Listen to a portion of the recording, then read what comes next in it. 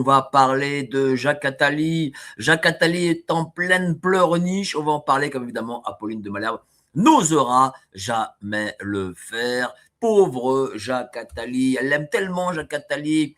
D'ailleurs, tous ces grands médias l'aiment tellement. Il est pour eux l'espérance. Il est pour eux l'espérance. Non, non, non, non, non, non. Bon, vous avez très bien compris la référence.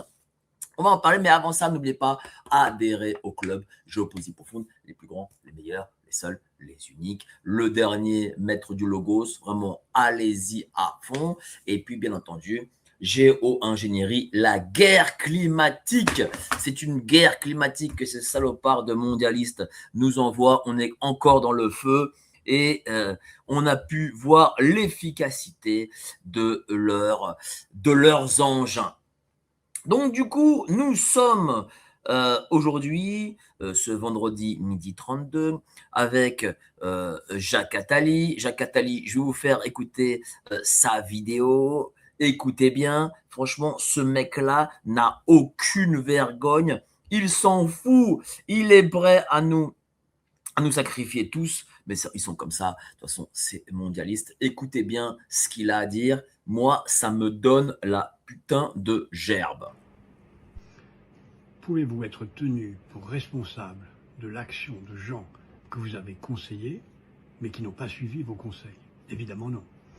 Et pourtant, c'est ce qu'on reproche à beaucoup de gens, et à moi en particulier, où on me dit, vous avez conseillé et connu beaucoup de présidents de la République et d'hommes publics, et vos conseils n'ont pas donné des résultats particulièrement flamboyants. C'est vrai que le pays va très mal, et je m'en explique souvent. Mais je ne me sens pas responsable de l'action de gens qui n'ont pas suivi mes conseils. Comme un médecin qui n'est pas responsable de l'état de santé de quelqu'un qui n'a pas tenu compte de son diagnostic et de son ordonnance. Le seul président que j'ai vraiment conseillé, avec qui j'étais en une situation d'intimité quotidienne, c'est François Mitterrand. Là, je revendique avec fierté l'action qu'il a menée et que nous avons menée ensemble. Mais pour les présidents suivants, il m'est arrivé de les connaître, il m'est arrivé de les conseiller, ouvertement ou en privé. Ils n'ont pas suivi mes conseils, je le déplore et je ne suis en rien responsable des résultats de leur action, ou plutôt de leur inaction. Menteur, tu es un menteur, Jacques. Tu mens, tu mens. Tu ne fais que mentir, soi-disant que tu n'as été que le conseiller de François Mitterrand. C'est bon, ça c'est vrai, mais tu mens sur le reste. Tu mens. Et je vais te prouver pourquoi. Jacques Attali sur Macron. Emmanuel Macron, c'est moi qui l'ai repéré. C'est même moi qui l'ai inventé. Et puis, un autre jour, Emmanuel Macron a été mon assistant et j'en suis très fier. Donc, tu mens, Jacques. Toi, tu es le père du gouvernement mondial. Tu es celui qui a théorisé ça, en tout cas en France, sur la question de gouvernement mondial. Et depuis que ta sale besogne, ton sale visage est venu poser ses pieds ici auprès de ceux qui ont le pouvoir, eh bien, on est allé tout droit vers le gouvernement mondial. Et ça a bien entendu commencé avec Monsieur Mitterrand, que tu as conseillé et reconseillé et reconseillé, et sorti de cela Maastricht, bien entendu, tout ça, c'est ton œuvre, et puis tu as continué dans ta basse besogne de salopard d'imposer toutes les directives d'ordure liées au mondialisme, qui fait qu'aujourd'hui, nous devenons un pays sans spiritualité, sans culture. Bon, ça avait commencé de ça avant toi, mais toi, en tout cas,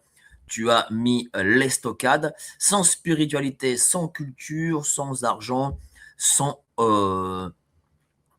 rien, et avec des valeurs bien entendu inversées, parce que tes valeurs, ce sont celles de l'antéchrist, et tu as fait partie de ceux qui ont permis d'imposer ce type de valeurs. Donc d'abord, première chose, c'est faux. Tu n'as pas été que chez François Mitterrand, tu as été aussi avec Emmanuel Macron, que tu as fait monter. Et je vais rappeler le petit historique. En effet, il était un assistant. Et je me rappelle très bien, 2007, la commission Jacques Attali, ça s'appelait comme ça. C'était une commission qui devait soi-disant apporter paix, prospérité et amour. Nicolas Sarkozy, lorsqu'il a été élu, avait promis d'amener le 1% de croissance avec les dents, le 1% de croissance qu'il manquait. Et donc, il t'a demandé de créer cette commission économique qu'on a appelée commission Attali. Et qui a été le rapporteur de cette commission? C'était Emmanuel Macron. Je rappelle que tout ce qui est grande commission de l'État ou commission parlementaire, les deux rôles les plus importants sont ceux de président et de rapporteur, parce que le rapporteur, c'est celui qui rédige le feuillet, on va dire, parce que c'était pas plus que ça, hein. Soi-disant les 100 propositions pour gagner 1% de croissance, voilà, c'était complètement bidon.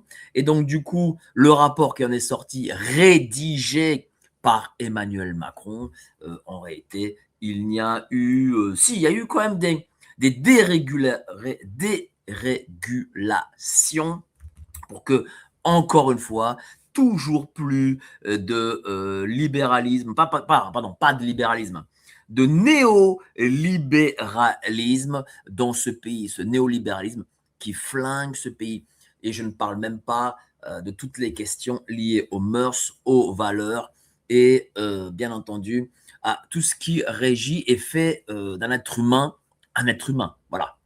Et tu as fait partie de ça, cher Jacques Attali. D'abord, tu as ramené Emmanuel Macron à la tête de ce pays et tu le dis toi-même, c'était ton collaborateur et c'est toi qui l'as créé, c'est ta création. Donc là, ça va quoi. Il faut arrêter de chercher à se dédouaner en disant mais moi j'ai donné des super conseils, etc.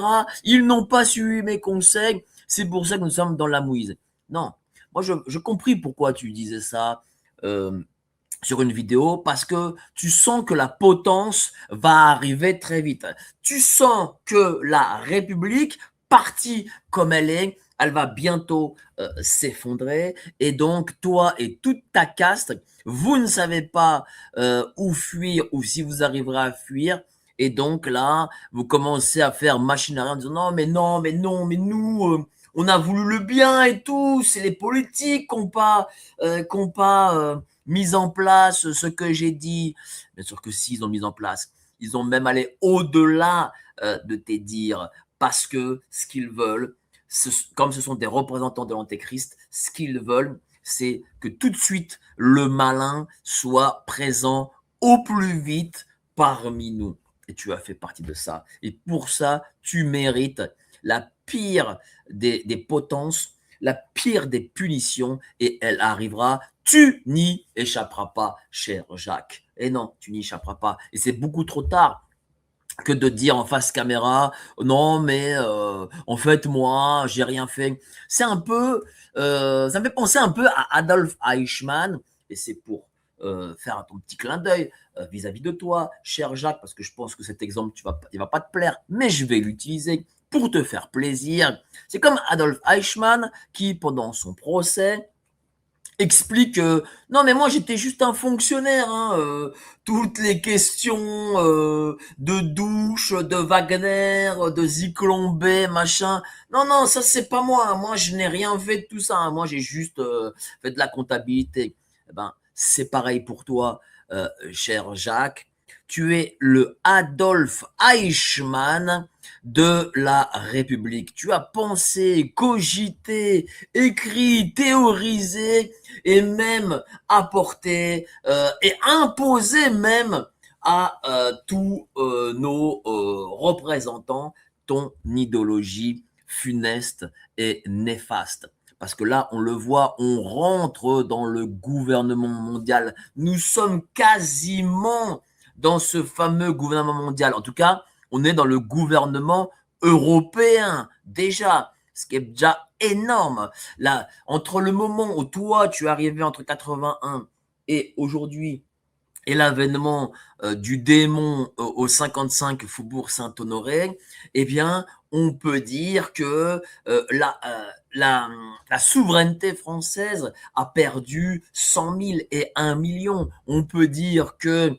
depuis que tu es arrivé en 80 et que tu as mis tes pieds à l'Élysée, on peut le dire, hein, sans se tromper, que la France a tout transféré, tous ses pouvoirs à l'Union européenne pour qu'il y ait un gouvernement européen essentiellement et pour qu'il y ait ces fameux États-Unis d'Europe dont la France ne serait qu'un État comme le Texas et encore un sous-État comme le Texas parce que le Texas, les Californies, Arizona, Utah, etc. ont aujourd'hui d'abord bien plus en commun avec l'État fédéral que nous avons en commun avec Bruxelles. Ils ont en plus plus de pouvoir d'action que n'a la France aujourd'hui en 2026. Et tu as participé à ça. Et dire non, tu n'as pas participé à ça, c'est faux, c'est un mensonge. Tu iras comme Madame Dubarry à la place de Grève et tu n'auras pas droit à tes 5 minutes que Madame Dubarry, je ne sais plus si elle les a eues. En tout cas, tu n'auras pas droit à tes 5 minutes parce qu'aujourd'hui, nous ne sommes plus, moi je le dis très sincèrement, hein, nous ne sommes plus à l'heure des débats, des mesures, des oui, mais moi je ferais plus comme si ma proposition 55 et 56 sont plus. Non, on n'en est plus à là. On est à comment se débarrasser définitivement de tous ceux qui ont apporté le malheur et le feu, et quand tu l'as apporté d'ailleurs, ça ne les arrête pas, hein. Ça ne vous arrête pas, monsieur Attali. Peut-être que vous sentez le vent tourner, mais en tout cas, ça ne vous arrête pas de ne pas imposer le feu. On le voit aujourd'hui, jamais la France n'a autant brûlé que cette année. Et pourtant, la France, elle a connu les guerres, les occupations, les famines, elle a tout connu, elle a connu les massacres, elle a connu l'arrivée des Prussiens, Bismarck, les Anglais, Hitler, qui vous voulez, et pourtant, elle n'a jamais autant brûlé que cette année, et c'est un signe, ça démontre que vous êtes les esprits du malin, et que vous ne jouissez seulement que lorsqu'il y a le feu autour de vous, parce que vous l'apportez, vous êtes des créatures de Lucifer, vous en êtes, cher monsieur Jacques Attali, et que vous êtes, par le biais de ce feu, entouré des vôtres. Voilà, les flammes sont les vôtres. On pourrait dire l'enfer de Dante. Moi, je dirais l'enfer de la République, des maçons, d'Attali, de Alain Minck, de Macron, etc., etc.